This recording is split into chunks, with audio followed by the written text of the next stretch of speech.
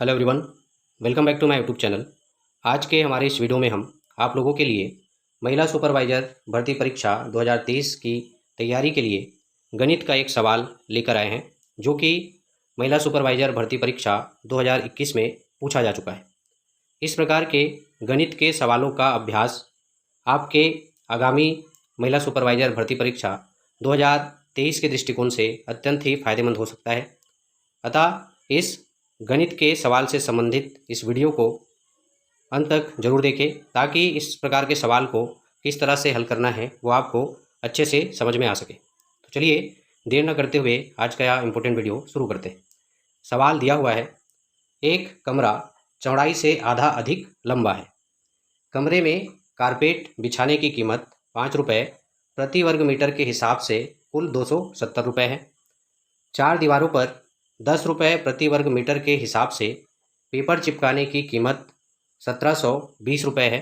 यदि एक दरवाज़ा और दो खिड़की 8 वर्ग मीटर की जगह घेरते हैं, तो कमरे की नाप, लंबाई, चौड़ाई एवं ऊंचाई में क्या होगी।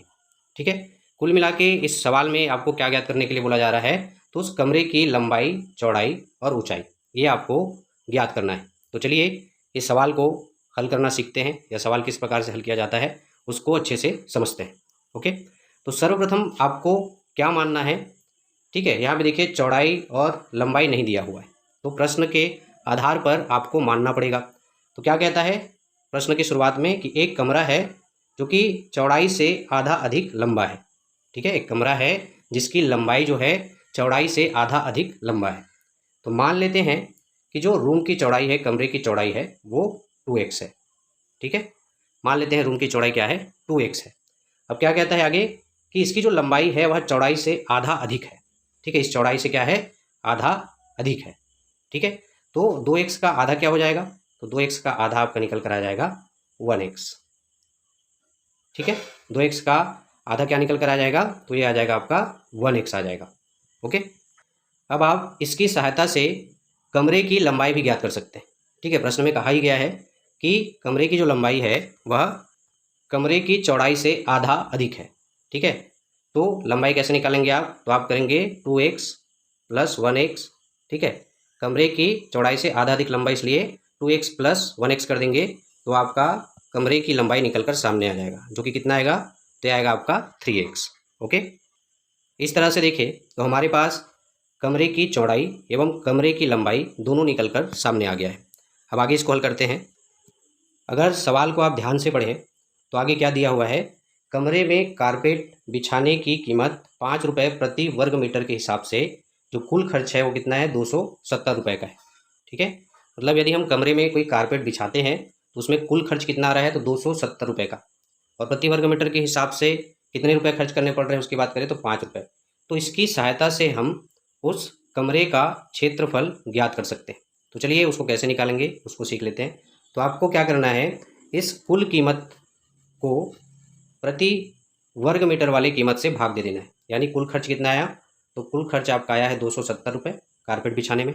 ठीक है, इसको आपको डिवाइड करना है किससे, 5 रुपये प्रति वर्ग मीटर से, मतलब 5 से आपको डिवाइड करना है। ठीक है, तो इससे जब आप डिवाइड करेंगे तो आपके पास जो वैल्यू आएगी कितनी आएगी, यहाँ पे हो जाएगा आपका 5 एकम 5, 5 पंचे 25, बचेगा कितना 2, तो 2 और शून्य हो जाएंगे 20, तो ये हो जाएगा आपका 5 पंचे 25 है। ठीक है, और 5 चौक 20, आपके पास जो वैल्यू निकल कर आया वो कितना आया, 54। यानी कि कमरे का जो क्षेत्रफल है, कमरे के फर्श का जो क्षेत्रफल है जिसमें कारपेट बिछाया है वो कितना निकल कर आया, तो आपका निकल कर आया 54 वर्ग मीटर।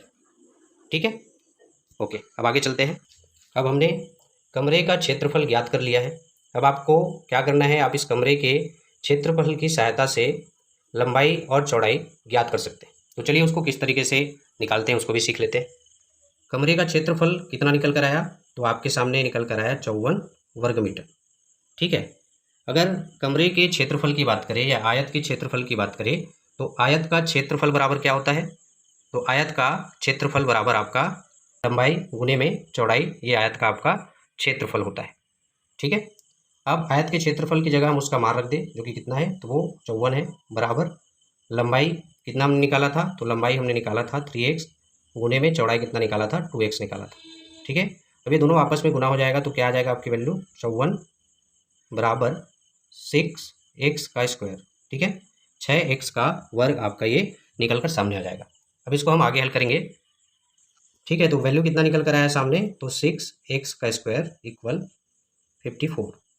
अब हम क्या करेंगे, 6 को पक्षांतर करेंगे, तो 6 जब उधर जाएगा, इधर गुने में है तो उधर जाके वो भाग में चला जाएगा, बटे में चला जाएगा, तो 54 डिवाइडेड बाई 6 हो जाएगा।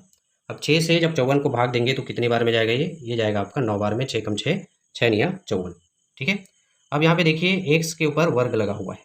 ठीक है, तो इस वर्ग को हटाने के लिए आपको क्या करना होगा, वर्गमूल लगाना होगा। तो x बराबर वर्गमूल 9। ठीक है, अब 9 को किससे गुना करें कि ये वर्गमूल हट जाए।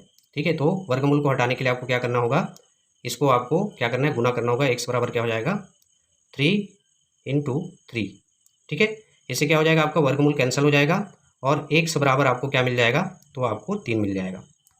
ठीक है, तो x की जो वैल्यू आई वो कितना आया, तो x बराबर आपका आ गया 3। अब आप इसकी सहायता से कमरे की एक्चुअल चौड़ाई और लंबाई निकाल सकते हैं। तो चलिए उसको निकाल कर देखते हैं। तो सर्वप्रथम हम कमरे की चौड़ाई निकालते हैं। तो चौड़ाई हमने क्या माना था, तो चौड़ाई बराबर हमने माना था 2x। ठीक है, अब यहाँ पे हम x की वैल्यू रख देंगे, x की जगह पे, तो 2 × क्या हो जाएगा 3 हो जाएगा और आपकी वैल्यू आ जाएगी 6 मीटर। ठीक है, 3 दूने 6, यानी कमरे की जो एक्चुअल चौड़ाई वो कितना निकल कर आया, 6 मीटर। ठीक है, अब हम चौड़ाई निकालते हैं, सॉरी लंबाई निकाल लेते हैं। तो लंबाई हमने निकाला था 3x, यहाँ पे x की वैल्यू रखेंगे तो क्या हो जाएगा 3 × 3 इक्वल 9 मीटर। तो आपके कमरे की जो लंबाई है वो कितना निकल कर सामने आया, तो आपका 9 मीटर निकल कर सामने आ गया। ओके, तो चलिए अब इस सवाल को आगे हल करते हैं। इसके लिए आपको सवाल को थोड़ा सा समझना होगा। ठीक है, उसको मैं समझा देता हूँ। 4 दीवारों पर 10 रुपये प्रति वर्ग मीटर के हिसाब से पेपर चिपकाने की जो कीमत है वो 1720 रुपये है। ठीक है, ये खिड़की और दरवाज़ों को छोड़कर है। ठीक है, खिड़की एवं दरवाज़ों को छोड़कर कितने का खर्चा आ रहा है पेपर चिपकाने का, तो 1720 रुपये का आ रहा है। ठीक है, तो 1720 रुपये को 10 रुपये प्रति वर्ग मीटर से यदि हम भाग देंगे तो दीवार का जो क्षेत्रफल है वो हमको ज्ञात हो जाएगा। तो चलिए उसको कर लेते हैं। तो हमको क्या करना है, 1720 रुपये को, ठीक है, 10 से डिवाइड करना है। तो हमारी जो वैल्यू आएगी वो कितनी आएगी, हमारा जो वैल्यू आएगा वो आएगा 172 वर्ग मीटर। ये आपका दीवार का क्षेत्रफल निकल कर सामने आ गया। ठीक है, कितना, 172 वर्ग मीटर। ओके, अब ये दरवाज़ा एवं खिड़की को छोड़कर दीवार का क्षेत्रफल आया कितना, 172 वर्ग मीटर। ठीक है, अब हमको खिड़की एवं दरवाज़ा को भी शामिल करना है। तो प्रश्न में दिया हुआ है, उसको हम देख लेते हैं एक बार। तो प्रश्न में क्या दिया हुआ है, प्रश्न में दिया हुआ है एक दरवाज़ा और 2 खिड़की कितना का जगह घेरते हैं, तो 8 वर्ग मीटर का जगह घेरते हैं। तो इस 8 वर्ग मीटर को हमने दीवार का जो क्षेत्रफल निकाला है उसमें क्या कर देंगे, प्लस कर देंगे। तो चलिए इसको करते हैं। तो यहाँ पर जब 172 वर्ग मीटर में हम 8 वर्ग मीटर को प्लस करेंगे तो वैल्यू कितनी आएगी आपकी, 8 और 2 10 0। ठीक है, 1 8 आ जाएगा यहाँ पे और ये आपका 1।